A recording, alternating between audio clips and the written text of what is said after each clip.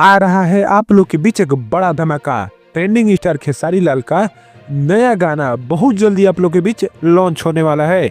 इसका टीजर आज ही आप लोग के बीच लॉन्च कर दिया गया है पमी रिकॉर्डिंग्स की ओर से। मैं बता दूं कि क्या ये गाना जाएगा 100 मिलियन पार, आप लोग जरूर बताइएगा।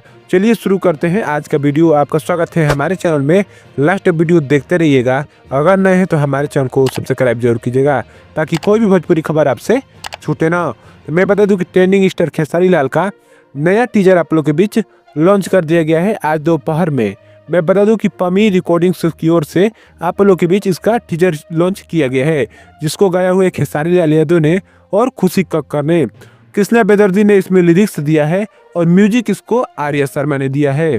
मैं बता दूं कि बहुत शानदार गाना कल आप लोग के बीच लॉन्च किया जाएगा, जिस गाने का नाम है हारमोनिया। बहुत शानदार आप लोग के बीच और बहुत धमाकेदार गाना आने वाला है।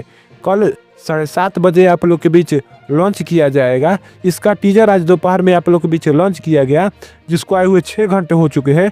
और इस पर मैं व्यू बता दूं तो 1.5 लाख व्यू, 33,000 लाइक और 2.6 हजार कमेंट के साथ बहुत शानदार आप लोग के बीच ये गाना चल रहा है। आप लोग जाकर पमी रिकॉर्डिंग्स पर इसका टीजर देख सकते हैं।